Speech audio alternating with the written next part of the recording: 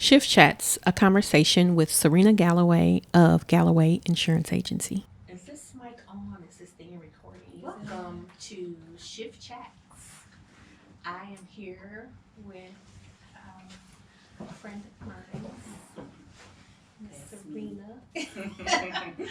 Miss Serena, and we're just going to have a light chat today. I actually just have a few questions and just wanted to get a little bit more intimate. You know, I've said that Shift Chats might be uncensored sometimes. We're not gonna be uncensored today. We're gonna keep it light today. But I wanted to start off with so I started Shift Chats. I guess you could say it was kind of birthed from all things shift that I'm doing. So with shift consulting, having my shifters, when I post on my social media, Shift Healing from Scratch. And I had done a similar podcast a little over a year ago called Couch Conversations. And so in that, I had a sponsorship with American Family Insurance, and a friend of mine who's a nurse practitioner, we went around to different businesses in the area of Wisconsin, and kind of like we were in their space, so we could promote their business, right, and then have conversations with them about entrepreneurship and business. So Shift Chats is kind of the extension of that. So I don't know if you knew that story, but I did. Yes. Do that again. We're that's what we're doing. Okay. Welcome. I had you send a picture.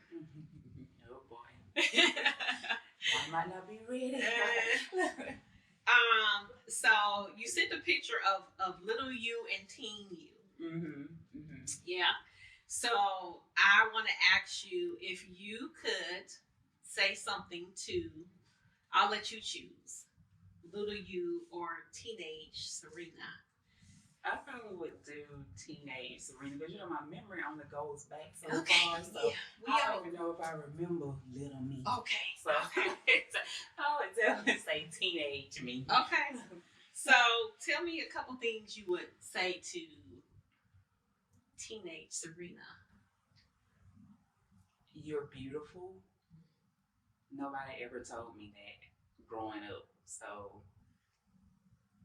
I don't know. I don't want to get. I got tissue. So y'all know you're gonna have tissue and because have believe your it or not, I probably was 20 before someone said it, and I knew that they meant it. And it wasn't like a mate. It was just a random person, and because I never thought that about myself. Okay. And you're not defined. Money doesn't define you. Like, not having it doesn't mean you're less of a person. Because growing up, that was always a big thing. In school, not having certain things that other people had. And just me coming to that realization that whether I do or don't, like, I have intelligence and the way I treat people. And those are the things at the end of the day that really matters. Right. Yeah. Oh, wow, that's good. I love it. You're beautiful. Because you are beautiful. Thank you. And your locks look we lock sisters. We have a whole nother kind of friendship. You get locked with sister locks. Yeah. Thank you for sharing that. Yeah. So now, in your adult self, do you tend to be able to tell yourself that? Do you tell yourself that in the mirror? How do you acknowledge that you are? I think now, and I've had this conversation with my daughter before, I still have a hard time believing it. And I think just because it's embedded in me, it's that little person in you that's still in my head. And like, I don't know, like I'm not 100% invested in that. Right. Also, no, I don't tell myself, because even sometimes when people say it, I'm not like, oh, okay. Yeah, I know I am. Like, that's not in my head. Okay. Yeah. And I can understand that, and it really is a practice that I definitely would say get into. You know, we call that mirror work in therapy.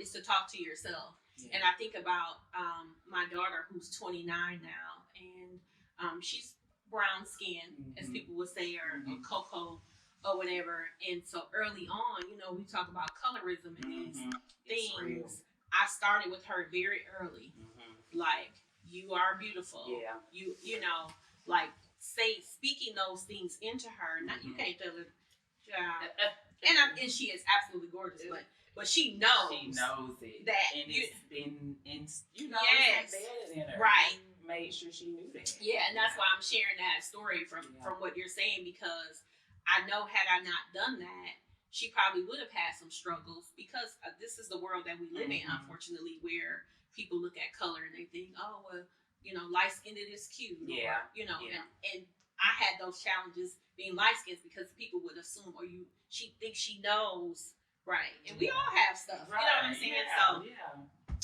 So thank you for sharing that. And it's important that we, even now as adults, you know, the work is in practicing reminding ourselves that we are, you know, beautiful inside out. Thank you for that. Okay, I'm going to start with a question. Another question here. Okay. What role does mindset play in entrepreneurship, and how do you cultivate a positive and resilient mindset? Mindset is big, because whatever you believe will be. And that's period. That's it. Like my mom. Right. There's nothing else to say. Like, if you believe you can do it, you're going to put the actions in place to make it happen. If you tell yourself, I can't do that, or this out of my avenue, you know what I'm saying? Like, I'm not capable, then those are the results that you will get. Absolutely. So it is extremely important, because oftentimes as an entrepreneur, you don't have anyone pushing you to be your best. You don't have a supervisor over you like, hey, get this job done. You come in today, get this done, do this, do that. You're the supervisor. You're the counselor for yourself. Come on now. You're all the things. Name some more jobs. The pastor, all the accounting, resources, all of that, all those things. So you have to believe in yourself. You have to know what you're capable of, and you have to do it. Like, you got to put the actions in place to make it happen. If your mindset is off, entrepreneurship probably isn't the route to take. Yeah, because you're gonna have to believe in you. Let's talk a little bit more about that, because I feel like sometimes, and what I feel like I'm seeing, and you can add to this if you want, about everybody think they can be an entrepreneur. Oh yeah, let's talk on that. What, everybody? Go ahead. Because I don't want anybody that do hair to get in the comments or come in and act up. Because I'm not saying it, it's just what sticks in our mind, because most of us get our hair done by someone. So I know, especially from home, but I know lots of ladies who have the talent to do the hair. Like, your style, you know, everything they do is flawless. But when it comes to personality, organization, knowing how to treat people, it's all missing. It's missing, because I think in their head they say, oh, I can do the work, so I can be an entrepreneur. Right. But there are way more pieces to it than just knowing what to do. Like, you have to know how to treat people. You got to be on time. You got to block your day off. Like, there's just lots of pieces to it that I think get missed, because the person feels like, oh, I can do the job, so that's it. Right. I can be an entrepreneur. Right. No. Ooh, I love that. And I feel like, oh my God, this is. I feel like it, because you brought up like hairstylists, and I think that is so critical. And then I also think that we have to accept some responsibility, because we keep going to them knowing we do. Well, you know what I'm they saying? Do, because I don't. I'm moving on to somebody. I've left with hair, because I'm not sitting in the waiting room for an hour after you wash my hair. I can drive when I get home. Right. Yeah. And for me, it had, before I got sister locks, for years, I had some really great style ones that I could still call on today. Like we formed, friendships and went to events with each other and all kinds of stuff. In most of the work that I do, I try to, I end up formulating those, additional relationships. But I remember I had a stylist, love her to death. She was a pastor's wife, and my appointments used to be at 6 o'clock in the morning. Get in and out. And I was at work at 8 o'clock. Okay. Cute, honey. I Listen, can tell wash, you blow dry. fresh hair, dude. It's a new day. But to your point about the energy and the organization, you know what I'm saying? Because there was an expectation. My appointment was at 6. We walking in at 6 o'clock together, or she may have been there earlier because she might have started at 4, because that's how she was an early bird, right? She would be done at 2 or 3 o'clock in the afternoon. But just being able to, to your point, understand if this is your business, we need all of you, and I think for hairstylists, beauticians, barbers, all of them, it's kind of like it's tough because they also are kind of therapists in a way. Yeah, right. That's true. And so I think sometimes they don't realize. So when they're getting into, that business, kind of like you were saying with mentorship, like having somebody explain to you, like this is going to be your experience. People are going to come and dump on you, right? Or whatever you might have going on. You don't want that to reflect in your, what I'm saying, in your work ethics. So, and I just think across the board in anything that has to do with entrepreneurship, to respect people in their time. Yes. Right? Yes. Because we will go to a business or, even a restaurant. We're good for, somebody first opens, we trying to support, we got to wait, allowing people some grace. I mean, we could go on for hours just talking about that whole, but just as an entrepreneur, understanding your business, understanding all of the things, the dynamics of it, and what it is, the service that you're offering, and what that entails before you get, deep into and how to wow people. Because a part of it is, don't you want to wow your clients? Like, no matter who the client is, what your business is, don't you want to wow the people? Right. So they'll come back. And then they'll tell other people about you. Right. And they'll come, because that's how you're really going to grow. Not by not handling the business the way it should be handled. Right. Absolutely. So, I believe in the wow factor. Yeah. I love that. The wow factor. Okay.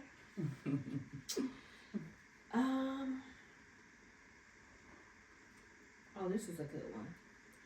What actionable steps can entrepreneurs take to establish positive relationships with creditors and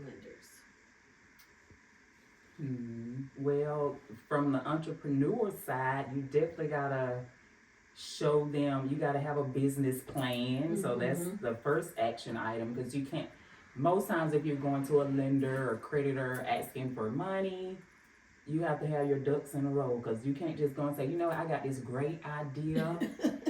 I am going to open this insurance agency, and so I need $50,000, but you don't have a plan. Like, you can't explain to them, because that's general. So you got to tell them, what the intention of the business, what your experience is with that type of business. What are you planning to do with the money? And so if you don't know the intricate parts of your business, you won't be able to create a business plan in order to present it. Right. And so once you do, let's say you get the money, so now you have the creditor, you do need to use those funds for what you told them you would use them for, and pay your bills. I mean, it's just like anything else. It's no different from business to personal. Like, when you establish those type of relationships and someone has extended the olive branch of money to you, and so you gotta keep your word, because that's how you're gonna build that to get more as you grow, and because you will need funds from someone. So you just have to make sure that you're keeping your word. You get the money, you use you do what you say you're gonna do with it, and just having a plan. Thank you. I love that. Definitely having a business plan is important. For business, especially when you're trying to, get some funds. Would you say that you have worked with creditors, or would you say that you kind of had your own little, bucket of money that you were like, I'm going to start this business and use? Because for me, that's what I did. I never got loans. That's what I did. But in hindsight, I actually wish I had done it differently. So that's one of those learn the hard way kind of thing. So when I started my agency, I had been working in corporate America for 20 something years. So I used my 401k money as leverage because basically, I ain't gonna get too deep into it, but if you roll your money over and use it within a business, then you don't get taxed on it. Okay. So I didn't get taxed on it as long as I rolled it to a business account and could show that the money was being used in a business, which is great. But when that money is gone, then what? So because most businesses, even for me, the business is new. It's still new, 3 years. So you going through some things in the first couple of years, and even now I would say even on year 3 I'm going through some things because COVID happened and we're still bouncing back from that. So had I just said, oh, I have this money and got a loan instead, then I would still have the money and just be paying back the loan. But now it's like you took the money, I used it legitimately. Wasn't anything shady. I didn't use it. But now it's gone. So now it's like, oh, we don't want to give you a loan because you ain't got no money. Well, wait, I had some. Look, I made it this far because I had some, which means I invested in myself. So it could go either way, but I definitely tell people if you have some, maybe keep that nest egg and see if you can, utilize your business plan and get some startup funds, and then kind of keep your nest egg just in case. Okay. Yeah. So I want to talk a little bit more about that. Okay. Thank you for sharing that. And because what I'm thinking about and what I want for us to be able to share to the people is the mistake, right? That you made, so be clear on that. Yeah. And then if there was anything that you could change, like if you could go back in that decision, using your 401 and doing all of that, what would you have done differently? So now that you see, now that I went through it, I definitely would have, kind of like what I said, I would have definitely maybe used the money as collateral to get along, because sometimes it's hard to get a startup loan. Like obviously, they put it out there like, oh, you're starting a little business and we'll give you money. It is not as easy. And that was even with having a strong personal credit score, not a lot of debt on my personal side. But it's just not as simple as it seems, and especially after all of the PPP loans and all the things that happened when all this money was given away, and so now it's just a little bit more difficult. I'm not gonna say impossible, and I'm not promoting any type of loans, but it's not impossible. It is a little bit more difficult. So I would have, like I said, you maybe took the money and say, okay, I got this $100,000, so I want to use some of this as collateral to get a loan, and then that way you can build your credit from paying off the loan. And then if say you didn't need it because now you got a nest egg and your business is booming, so you don't need it. So I would have just done it that way instead of diving putting everything because it was money I worked for. Like I worked for it, nobody gave it to me. So. But I believed in me. I believed in my vision, what I was set out to do. So I didn't have any, fear about it. But that's just how I would have handled it if I could do it over again. Okay. Thank you for that. Yeah. And so let me ask you about now, because I heard you say like there's some transitions that you're making. As you make the transitions, tell us a little bit about like what that's going to look like for you, because now you're kind of doing it full time. Yeah, I'm doing it full time. So I first started out with a franchise, and so then I went independent. So one of the things I committed to with myself is that whatever I add to my portfolio is going to make sense for the big picture. Like I'm not going to sell insurance and sell t-shirts and have a boutique in the back of the shop, and you know what I'm saying, I'm not going to do that. Like I want it to all be aligned and make sense. So I am a full-time agent, so I do do the insurance product full-time, but I did add mortgage loan officer to it because that does go hand in hand. You buy a home or refi, you need homeowners insurance, or if you're getting a commercial loan, like insurance always plays into those type of things. So I added that to my portfolio recently. So I'm gonna market it all together. Like it's not a separate thing. I can do mortgage loans, Mm-hmm. and I also offer insurance. Right. So it's a 2-for-1 kind of deal. Right. And you get me. Right. So, I love it. win-win. And so talk to me about, because I've heard you say in the past, like, you have done different conferences and workshops. Mm-hmm. Talk about, like, how you continue to build into yourself so that you can be knowledgeable. Yeah. So I'm always doing certification. In insurance, there's so many different certifications you can have. The heart of where I all started was really with personal lines, auto and homeowners insurance.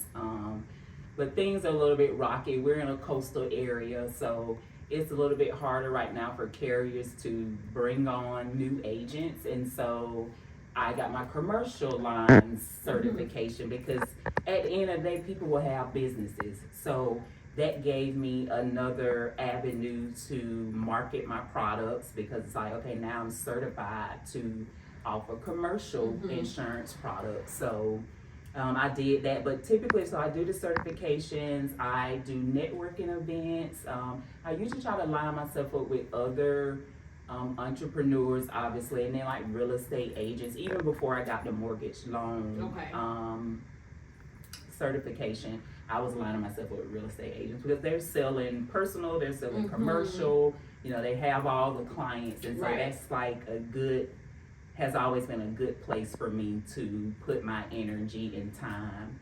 And anytime we're having conferences, so we're having a conference tomorrow and Wednesday.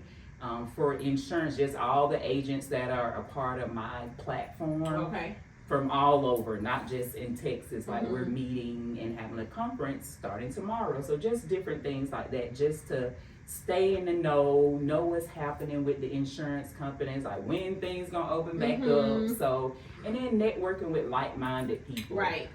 Insurance agents, we're a different kind of beast. You know, because people, I don't know, they think it's dull. I mean, they think we dull, so I definitely try to make it exciting. And I'm an educator, so I just try to educate consumers on the product and then let them make the decision. But I try to make it light. I mean, it's not, most people don't want to talk about it, but it's inevitable. We gotta have it. Right. So, I just try to make sure I'm aligned with those situations where I know my product, and so when people have questions, I got the answer. And so, I want to be a good resource and not just the insurance lady. I mean, I want you to see me as an insurance lady, but I want to be like, I'm confident in what she's telling me. Like I know it's the truth. She's confident in what she's saying, because all of that is important. Right. It definitely is. And I appreciate you sharing that, because when I think about, the things that you offer and how you make it plain and clear to people, like insurance is important. And I would like for you to kind of just speak to that, and how like insurance, when we think about, estate planning, wills and all of that, and as an entrepreneur, like how you can connect those dots so that people understand, like, these are things that you need. Okay. So estate planning and wills, that's probably above me. So, but when it comes to insurance, especially as an entrepreneur, you want to life insurance. Yeah. So you want to. It depends on how your business is structured. I would say when it comes to the life insurance as an entrepreneur, if you have a partner that's in the business, like you both own it together, like we usually recommend that you have a life insurance policy on each partner. That way, if something happens to one, then you have this insurance money to, fill in the gap for where they're not there, like they're no longer an owner, and whatever monies they were bringing in, that would no longer happen. So that's important from that standpoint. As far as the business itself, you always want to have commercial general liability, like to cover anything that happens in the course of your business. And that can look differently depending on, what type of business it is, but not having it at all, even if you, and I know I say this all the time because I say it all the time, making t-shirts, but even if you are, like, it's still a business and you still may be held liable for something.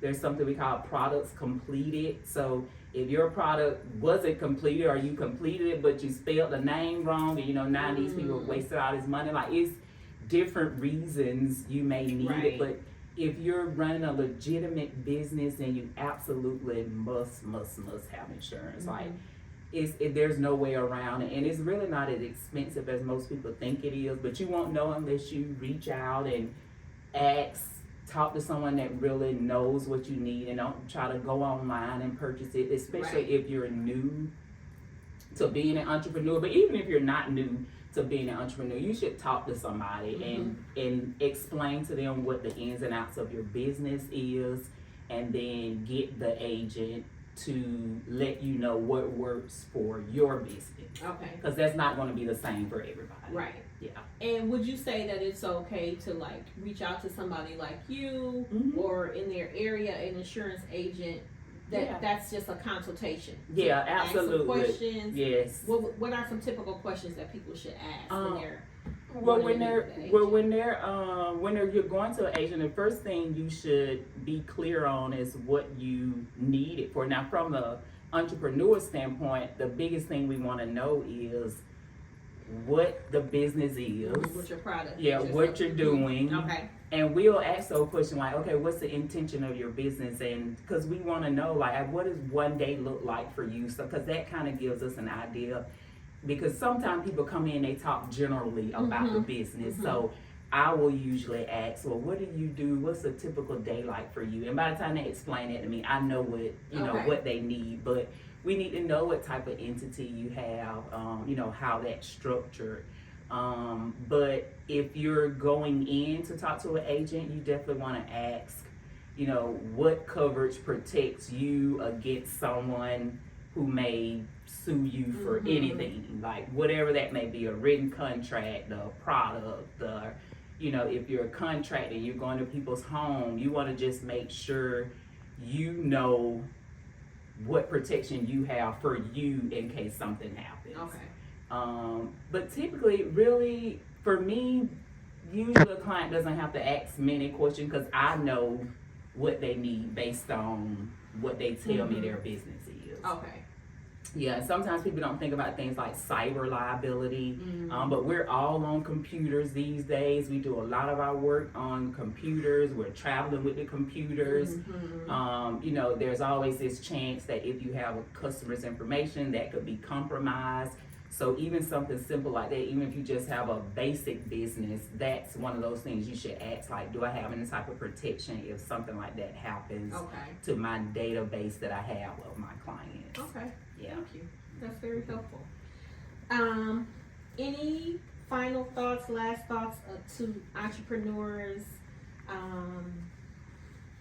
things they should do, not do, a tip, a trick, or something? I would just say, when it comes to insurance and entrepreneurship, like don't try to go without it. That's really the big thing. Don't assume you don't need it, because trust me, you don't need it until you need it.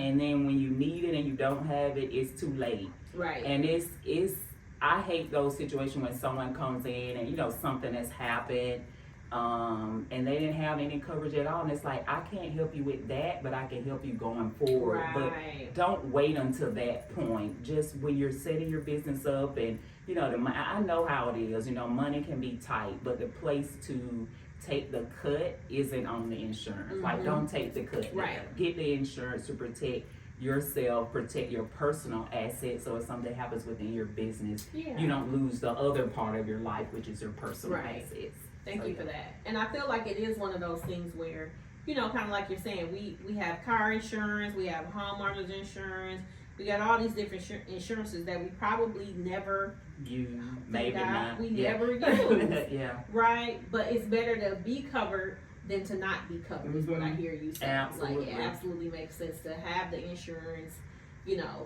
count that cost in when you're making your budget and making those plans. Right. Go from there. Absolutely.